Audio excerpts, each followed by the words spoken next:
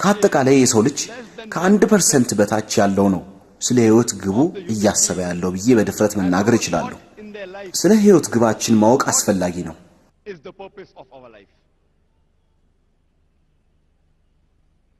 አንድ ታሪክ ላካፍላችሁ። አንድ ሰው ጉዞ ይጀምርና መንታ መንገድ ላይ ይደርሳል።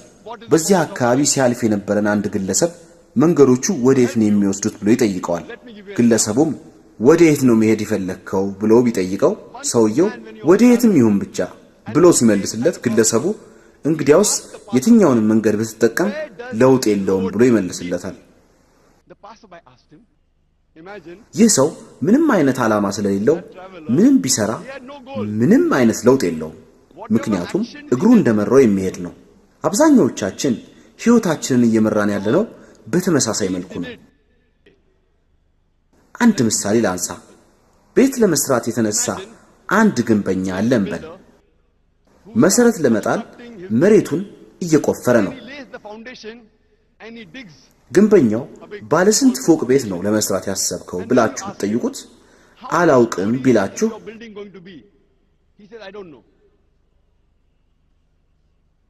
እሺ ቤቱ ስፋት ምን ያህል ነው ብላችሁ ስትጠይቁት አሁንም አላሰብኩበትም ብሎ ዳግም ቢመልስላችሁ ግንበኛው ምንም አይነት ዓላማ እንደሌለው ታውቃላችሁ።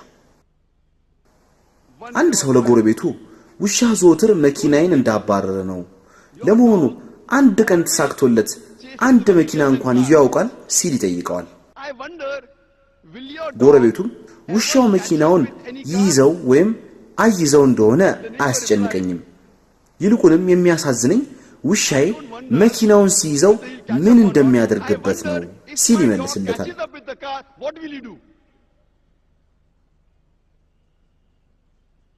ሰውየው እየጠየቀ ያለው ውሻው መኪና መያዙ ይሳካለት እንደሆነ ነው። የጎረቤቱ ግን ውሻው መኪናውን ቢይዘው ምን እንደሚያደርገው ነው የሚያሳስበው። ዓላማው ግቡ ምንድነው? የጎረቤቱ ሐሳብ ከጠያቂው በተሻለ ራቅ ያለ ነው። በሚያሳዝን አኳኋን አብዛኛዎቻችን ህይወታችንን እየመራን ያለነው በተመሳሳይ ዘዬ ነው።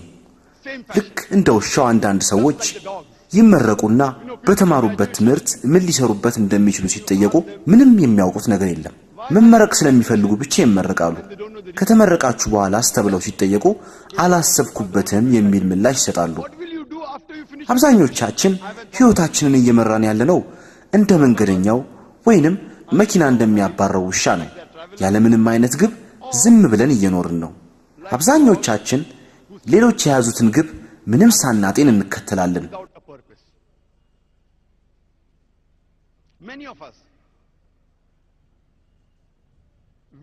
አንድ ተማሪ ለምን የንግድ ትምህርት ትማራለህ ተብሎ ሲጠየቅ ጓደኛዬ እየተማረ ያለው እርሱን ስለሆነ ነው ይላል።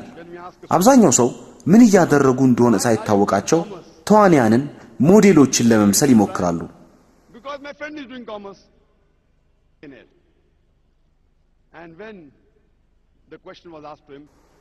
አንድ ጊዜ አንድ ሰው ከገጠር ወደ ከተማ ሚሊዮነር ለመሆን ይመጣል። ለምን ወደ ከተማ መጣ ተብሎ ሲጠየቅ በአንድ ፊልም ላይ አንድ ሰው ከገጠር ወደ ከተማ መጥቶ በአንድ ምሽት ሀብታም ሲሆን ስላየው ነው ብሎ ይመልሳል። በዚህ ምክንያት ነው በአንድ ምሽት ሀብታም ለመሆን ከገጠር ወደ ከተማ የሚፈልሱት። ለዚህ ነው በከተማ ውስጥ በአሰቃቂ ኑሮ ሁኔታ ህይወታቸውን እየገፉ ያሉ ሰዎች እየበዙ የመጡት። Many times we see actors and models, they are brand ambassadors and they endorse certain products.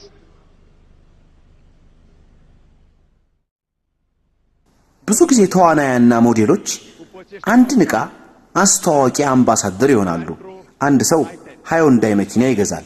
ለምን ይህንን መኪና ገዛ ሲባል የምወደው ተዋናይ ሻሩክ ስለነዳው ነው ይላል። ሻሩክ ግን ከማስተዋወቂያ ውጪ ሃዮንዳይ መኪና እንዳለውና እንደሌለው አላውቅም። ምናልባት መርሴዲስ ወይንም BMW ይሆናል የሚያሽከረክረው። ሃዮንዳይ መንዳቱን ግን እጠራጠራለሁ። ሻሩክ ካን ታግየር የሚባል የእጅ ሰዓት ያስተዋውቃል። የታግየር ሰዓት አስተዋዋቂ አምባሳደር ነው። አብዛኞቹ የእሱ አድናቂዎች ይህንኑ ሰዓት ያስራሉ።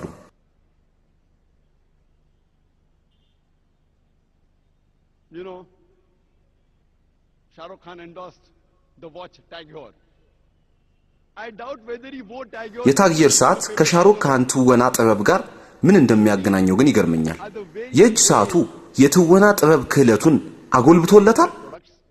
ታዋቂ ተዋናይ ከመሆኑስ በፊት ታግየር የሚባል የእጅ ሰዓት ማሰሩንስ እርግጠኛ መሆን ይቻላል?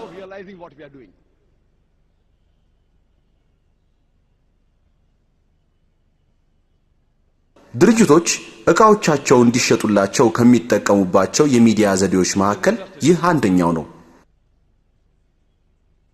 ነገር ግን አብዛኞቻችን ምን እያደረግን እንኳን ሳይታወቀን የሌሎችን ግብ በጭፍን እንከተላለን። አንድ የጨርቃ ጨርቅ ፋብሪካ የገዛ ወንድማችን አለ እንበል። ለምን የጨርቃ ጨርቅ ፋብሪካ ገዛ ብለን ብንጠይቀው የጨርቃ ጨርቅ ስራ እንደሚያዋጣ ስላወቅኩ ነው ብሎ ሊመልስልን ይችላል። የሚቀጥለውን ጥያቄ እንጠይቀው። የአዋጭነት ጥናት አድርገሃል? አላደረኩም ይላል። ድርጅትህን በዋነኝነት የሚያንቀሳቅሱልህ ሰዎች ብዛታቸውን ታውቃለህ? ምን ያህልስ ፐርሰንት ትርፍ አለህ? ጥሬ ዕቃዎችን ከየት እንደምትገዛ ታውቃለህ? ምርትህንስ የት ለመሸጥ አስበሃል ብላችሁ ብትጠይቁት አላውቅም፣ አላሰብኩበትም የሚል መልስ ቢሰጣችሁ ይህ ሰው በጨርቃ ጨርቅ ንግድ ውስጥ አትራፊ ይሆናል ብላችሁ ታስባላችሁ? In the textile industry. Imagine there's a person who has a goal. He wants to become the best scientist of the world. What does he do? He does a survey of all the scientists from the first human being, Adam, peace be upon him, till today. And after doing a survey, he comes to know the best scientist of human history was Isaac Newton. And his survey was correct. አንድ የዓለማችን ቁጥር አንድ ሳይንቲስት ለመሆን ዓላማ ያለው ሰው አለ እንበል። ከእርሱ ቀደም ከአደም ጀምሮ ያሉትን ሳይንቲስቶች ታሪካቸውን አጠናና አይዛክ ኒውተን እስካሁን ድረስ ካሉት ሳይንቲስቶች ምርጡ ነው ብሎ ቢደመድም ከዛ በኋላ እንደ ኒውተን ጸጉሩን ቢያስረዝም የኒውተንን አይነት ጫማ ቢጫማ ልብሱም ከኒውተን ጋር ቢመሳሰል የዓለማችን ምርጥ ሳይንቲስት የሚሆን ይመስላችኋል?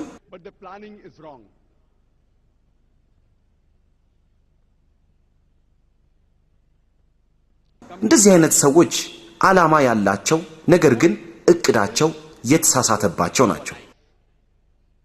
ወደ መሰረታዊ ጥያቄያችን እንመለስ። የህይወት ግባችን ምንድነው? በዚህ ዓለም ላይ የመፈጠራችን ዓላማስ ምንድነው? የህይወት ግባችን ምንድነው ለሚለው ጥያቄ ትክክለኛውን መስጠት የሚችለው ማን ይመስላችኋል? ዶክተር ዛኪር ናይክ ነው ብላችሁ ታስባላችሁ? በእርግጥም አይደለም። ሳይንቲስቶች ይህንን መልስ ሊሰጡ ይችላሉ? መልሱን አይሰጡም። ፈላስፋዎችስ ሊመልሱት ይችላሉ? አይችሉም። የህይወት ግባችን ምንድነው ለሚለው ጥያቄ ትክክለኛ መልስ ሊሰጥ የሚችለው ፈጣሪያችን አላህ ሱብሓነሁ ወተዓላ ብቻ ነው። Purpose of our life can be given by our creator, God Almighty, Allah subhanahu wa ta'ala. And I started my talk by quoting a verse from the glorious Quran. ንግግሬን ከቅዱስ ቁርአን ሱረቱ ዛሪያት አንቀጽ 56ን በመጥቀስ ነበር የጀመርኩት። وما خلقت الجن والانس الا ليعبدون አላህ ሱብሓነሁ ወተዓላ ሰውንም ሆነ አጋንንትን የፈጠርኩት እንዲገዙኝ ነው ይላል። በአንቀጹ ላይ የተወሳው የአረብኛ ቃል ኢባዳ የሚለው ሲሆን አብድ ከሚለው ግንድ ቃል የተገኘ ነው። ባሪያ፣ አገልጋይ ማለት ሲሆን ኢባዳ ማለት ባርነት፣ አገልጋይነት፣ መገዛት፣ እጅ መስጠት ነው። ባጭሩ ኢባዳ አላህ ሱብሓነሁ ወተዓላን ማምለክ፣ የፈጣሪያችንን ትእዛዝ መከተል ማለት ነው። አላህ ሱብሓነሁ ወተዓላ እንድንሰራው ያዘዘንን በሙሉ ከተገበረን ኢባዳ አደረግን፣ አመለክን ማለት ነው። አላህ ሱብሓነሁ ወተዓላ በአምስቱ የኢስላም መሰረቶች እንድናምን አዞናል። ስለዚህ በተውሂድ ከአላህ ሌላ ሊገዙት የሚገባ አምላክ እንደሌለ ካመንን ኢባዳ አድርገናል፣ አምልከናል ማለት ነው። ሶላት የምንሰግድ ከሆነ እያመለክን ነው ማለት ነው። ዘካ ካወጣን ኢባዳ እንዳደረግን አምላክን እንደተገዛን ነው። ጾምን ከጾምን ኢባዳ እንዳደረግን ነው። አላህ ሱብሓነሁ ወተዓላ በቅዱስ ቁርአን በሱረቱል ማዑን አንቀጽ 12 የጎረቤቶቻችሁን ፍላጎት አሟሉ ብሎ ስላዘዘ ይህንን ማድረግ አላህን የመገዣው አንዱ መንገድ ነው። አላህ ሱብሓነሁ ወተዓላ ተከልከሉ ካለን ነገሮች ከተከለከልን ኢባዳ እያደረግን ነው። አልኮል ከመጠጣት፣ የአሳማ ስጋ ከመብላት፣ ከመስረቅ፣ ከማጭበርበር፣ ከውሸት ከተቆጠብን አላህን ሱብሓነሁ ወተዓላ እየተገዛን ነው።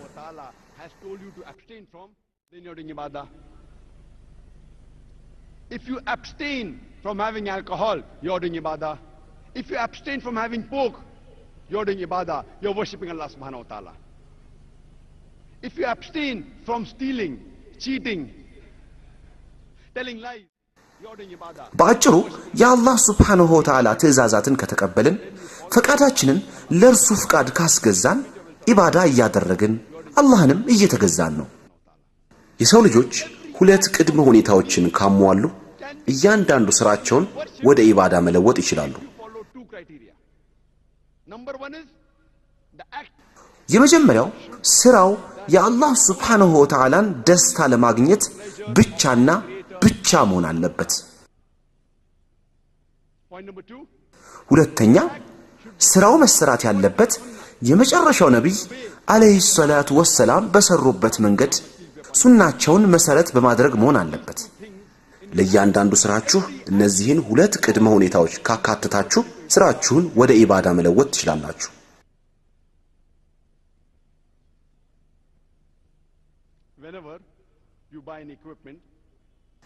አንድ ዕቃ ከገዛችሁ በኋላ ከዕቃው ጋር ማኑዋል አብሮ ይሰጣችኋል።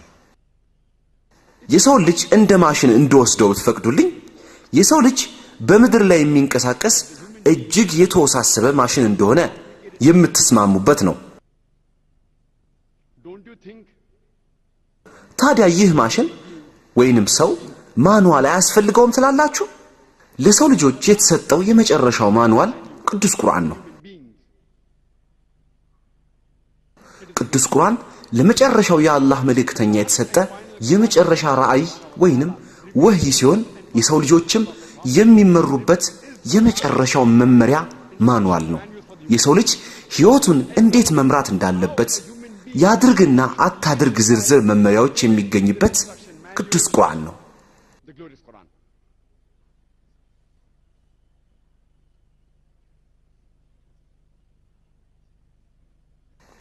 ብዙ ሰዎች ለምን አላህ ሱብሓነሁ ወተዓላ እንድንገዛው ይፈልጋል ሲሉ ይጠይቁኛል። ሰዎች ሲገዙት የማየት ረሃብ አለበት? ለምን አላሁ አክበር እያለን እንድናልቀው ይፈልጋል? የምስጋና ረሃብ አለበት ወይ? አላህ ሱብሓነሁ ወተዓላ በሱረቱል ፋጢር ምዕራፍ 35 አንቀጽ 15 ላይ መልሱን ይሰጠናል። እናንተ ሰዎች ሆይ እናንተ ሁል ጊዜ ወደ አላህ ከጃዮች ናችሁ፣ አላህም እርሱ ተብቃቂው ምስጉኑ ነው በማለት ይመልሳል።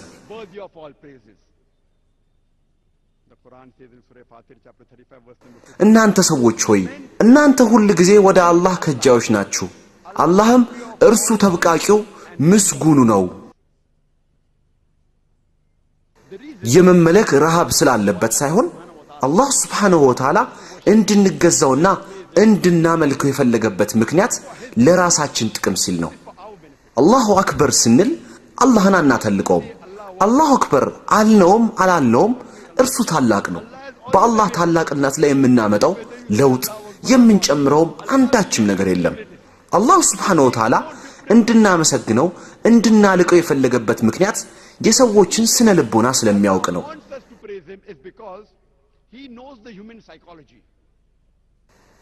እኛ የሰው ልጆች ታላቅ እንደሆነ የተመሰከረለትን ሰው ምክር የመቀበል ተፈጥሯዊ አዝማሚያ አለን። ለምሳሌ እናታችሁ የልብ ህመም ቢያጋጥማት ተራ መንገደኛ ነው ወይስ ታዋቂ የሆነ የልብ ስፔሻሊስትን ነው ምክር የምትጠይቁት?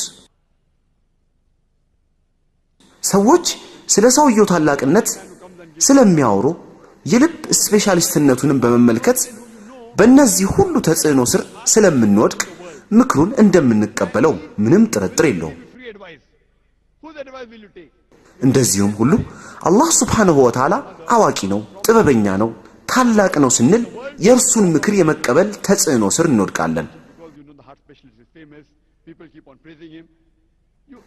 እርሱ በሁሉ ነገር ያለውን ዕውቀት ጥበበኛነቱን የማንቀበል ከሆነ ምክሩንም የምንቀበልበት ምክንያት አይኖርም። ስለዚህ አላህ ሱብሓነሁ ወተዓላ እንድንገዛው የሚፈልግበት ምክንያት እርሱን ስለሚጠቅመው ሳይሆን እኛ ስለምንጠቀም ነው። አላህ ሱብሓነሁ ወተዓላ በሱረቱል ፋጢር ምዕራፍ 35 አንቀጽ 15 ላይ እንደሚለው እናንተ ሰዎች ሆይ እናንተ ሁል ጊዜ ወደ አላህ ከጃዮች ናችሁ፣ አላህም እርሱ ተብቃቂው ምስጉኑ ነው ይለናል። So Allah subhanahu wa ta'ala wants us to worship him and to praise him, not so that it will benefit him, but it will benefit us. Allah says in Surah Fatir, chapter 35, verse number 15, O ye men, it is you who need Allah. Allah is free of all wants, worthy of all praises. Let me give you an example. Suppose there's a couple who's married for several years and they don't have any children. But natural, most of such couples, they will feel sad.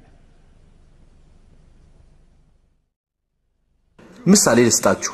ለብዙ ዓመታት በትዳር ዓለም ውስጥ ያሉ ሁለት ባለትዳሮች አሉ እንበል። And they have a child. ነገር ግን በትዳራቸው ምንም ልጆች አላፈሩ። እንደሚታወቀው እነዚህ ባለትዳሮች እንደማንኛውም ልጅ የሌላኛው ባለትዳር ሐዘን ይሰማቸዋል። But natural, these parents, በተቃራኒው ሌላ ልጆች ያሏቸው ባለትዳሮች አሉ እንበል። they'll feel sad. ልጁን በታላቅ ፍቅርና እንክብካቤ ካሳደጉት በኋላ በ15 ዓመቱ ይሞታል። Children, they'll feel sad. እነዚህኞቹ ማዘናቸውም የማይቀር ነገር ነው። የመጀመሪያዎቹ ባለትዳሮች ማዘናቸውም የማይቀር ነገር ነው። When they reach ልጃቸውን በፍቅርና በእንክብካቤ ካሳደጉት በኋላ በሞት የተለያቸው ባለትዳሮች ከመጀመሪያዎቹ የበለጠ ሐዘናቸው የበረታ ነው። parents who have children, ከነዚህ ከሁለቱ ሌላ ሶስተኛ አይነት ደግሞ ወላጆች አሉ። እነዚህኞቹ ልጆቻቸውን በፍቅርና በእንክብካቤ ካሳደጉ በኋላ ትልቅ ሲሆኑ ዞር ብለው አያዩአቸውም። about the parents. ወላጆቻቸውንም አይንከባከቧቸውም። እንደዚህ አይነት ልጆችን ምን ብላችሁ ትጠሯቸዋላችሁ?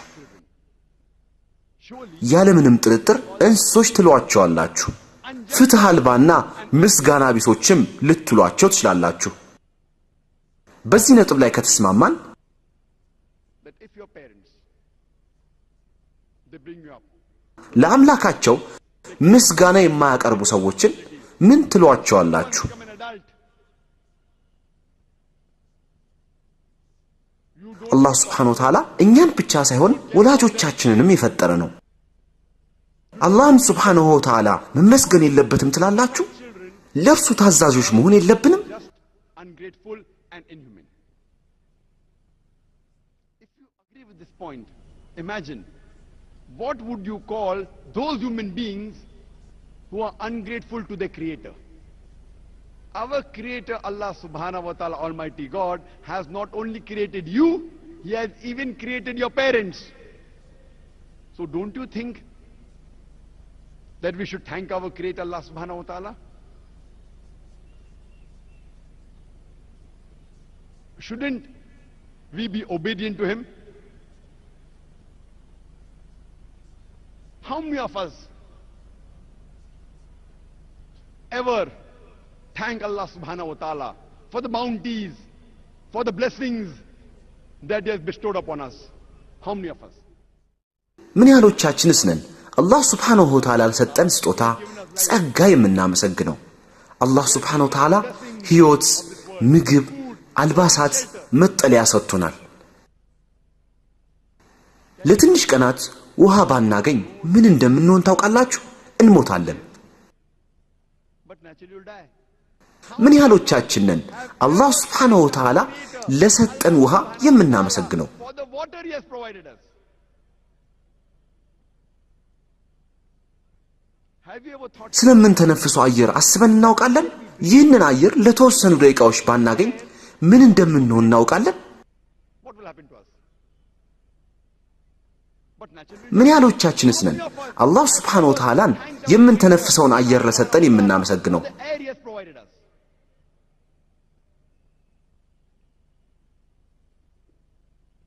Allah says in the Quran, አላህ Subhanahu Wa Ta'ala በሱረቱል ኢብራሂም ምዕራፍ 14 አንቀጽ 34 ላይ ከለመናችሁትም ሁሉ የሰጣችሁ ነው የአላህንም ጸጋ ብትቆጥሩት አትዘልቁትም ሰው በጣም በደለኛ ከሃዲ ነው ይላል።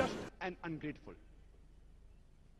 አላህ Subhanahu Wa Ta'ala ይህንን በብዙ ቦታዎች ላይ ደጋግመዋል። To their Lord are very ungrateful. Allah subhanahu wa ta'ala wants us አላህ እርሱን እንድናመልከው እንድንገዛው የሚፈልግበት ምክንያት እርሱ ስለሚጠቀም ሳይሆን የሰው ልጆች እኛው ስለምንጠቀም ነው። imagine when Allah subhanahu wa ta'ala አላህ Subhanahu Wa Ta'ala ፍጥረቱ የእርሱን ትእዛዝ በመከተል ሲጠቀሙ ሲያይ ይደሰታል።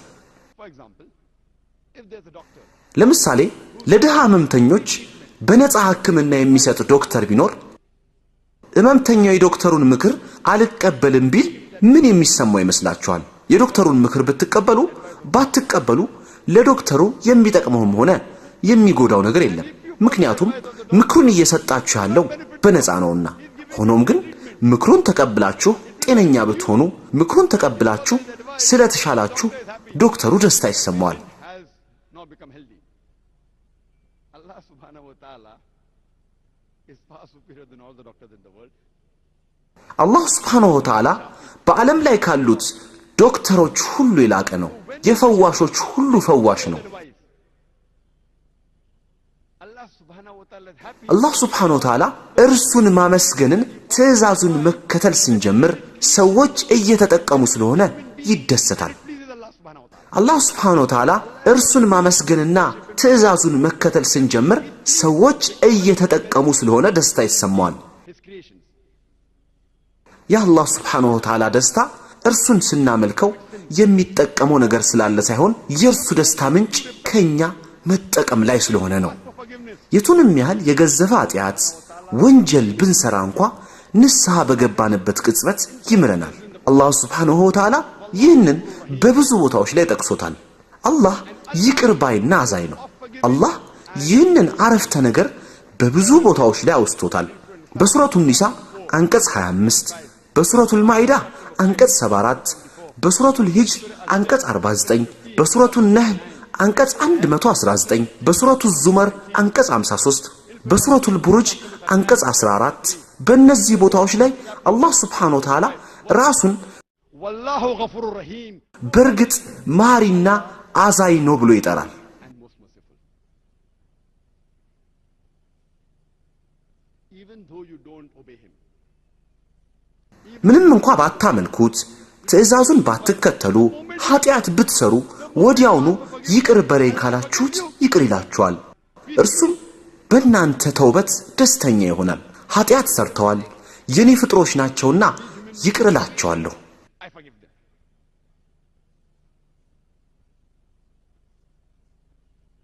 Allah says in the Quran, in Surah አላህ Subhanahu Wa Ta'ala በሱረቱ ኒሳ አንቀጽ 48 ላይ እንዲሁም በሱረቱ ኒሳ አንቀጽ 116 አላህ ካሻ የትኛውንም ኃጢአት እንደሚምር ነገር ግን በሱ ላይ ማጋራትን ወይንም ሽርክን በፍጹም እንደማይምር ይገልጻል። forgive. For anyone አንድ ሰው በአላህ ላይ ካጋራ ካሻረከ እጅግ ታላቅ ኃጢአትን ፈጽሟል። a heinous sin.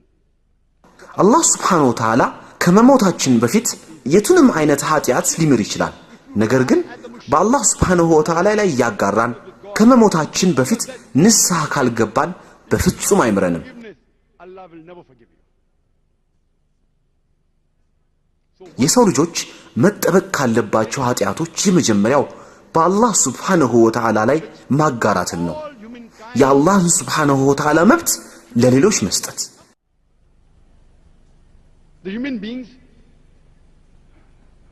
and the jinns are the only creation who have a free will of their own. All the other creation of Allah subhanahu wa ta'ala, they have submitted the will to Almighty God, Allah subhanahu wa ta'ala, and they do not have any free will. They obey Allah 100%. They have no choice. But the human beings, ሰዎች እሺ አላህ Subhanahu Wa Ta'ala እርሱን ለመገዛት ፈጠረን ነገር ግን የሰው ልጅ ልዩ የሆነበት የተለየበት ምክንያት ምንድነው የሰው ልጆች የአላህ Subhanahu Wa Ta'ala ልዩና ምርጥ ፍጡራን ናቸው verily we have created the human beings in the best of modes የራሳቸው ፍቃድ ያላቸው ፍጡራን የሚባሉት የሰው ልጆችና አጋንንት ናቸው ከነዚህ ሁለቱ ሌላ ያሉት ፍጡራን ሁሉም ራሳቸውን ለአላህ Subhanahu Wa Ta'ala ያስገዙ የእርሱን ትእዛዝ 100% ከመከተል ውጪ ምርጫ የሌላቸው ናቸው ነገር ግን የሰው ልጆችና አጋንንቶች አላህን የመገዛትም ሆነ የመካድ ምርጫ መብት አላቸው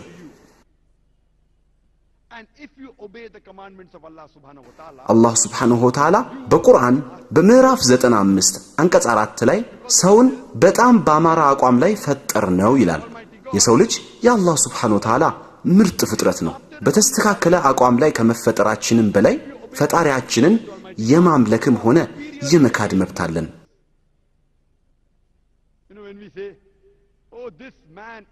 አላህን Subhanahu Wa Ta'ala በፈቃደኝነት የምንከተለው ከሆነ ከመላእክት እንበልጣለን ምክንያቱም መላእክቶች ፈቃድ የላቸውም አምላክን ከመገዛት ውጪ ምንም አይነት ፈቃድ የላቸውም but it means that you are a human being after free will is given to you but you are obeying the laws of God like an angel so it makes you superior a human being who is obeying like the angel so then it makes you superior but if you disobey Allah Subhanahu Wa Ta'ala if you go against ይህ ሰው እንደ መልአክ ነው እንላለን በተለምዶ ውጫዊ እንቅስቃሴያቸውን በማየት ሰዎች የሚናገሩት ነው ነገር ግን ይህን ባህሪ የተላበስነው ፈቃድ ተሰጥቶን አላህ Subhanahu Wa Ta'ala እየተገዛን ስለሆነ ከመላእክቶች እንበልጣለን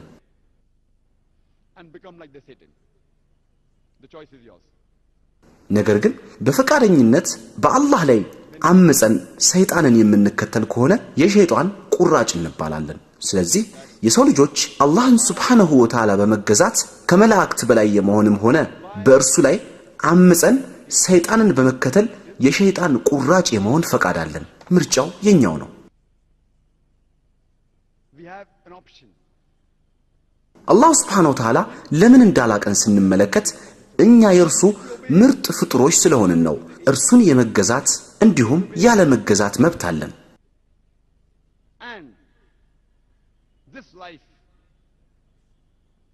ይህ ፍቃድ የተሰጠን አላህ Subhanahu Wa Ta'ala እንደሚለው ለፈተና ነው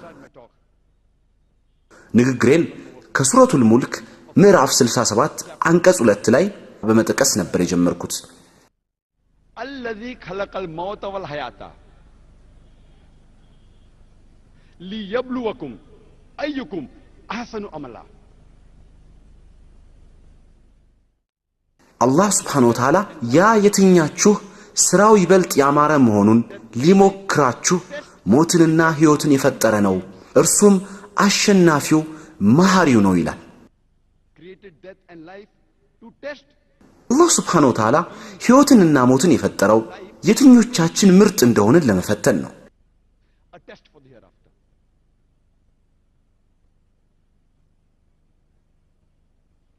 ስለዚህ የዚህች ምድር ህይወት ለመጪው ዓለም ፈተና ነች አላህ Subhanahu Wa Ta'ala በሱረቱል አሊ ኢምራን አንቀጽ 185 ነፍስ ሁሉ ሞትን ቀማሽ ናት ምንዳዎቻችሁንም የምትሞሉት በትንሳኤ ቀን ብቻ ነው ከእሳትም የተራቀና ገነትን የተገባ ሰው በርግጥ ምኞቱን አገኘ ቅርቢቱም ህይወት የመታለያ መሳሪያ እንጂ ሌላ አይደለችም ይላል For verily this life is goods of chattels and deception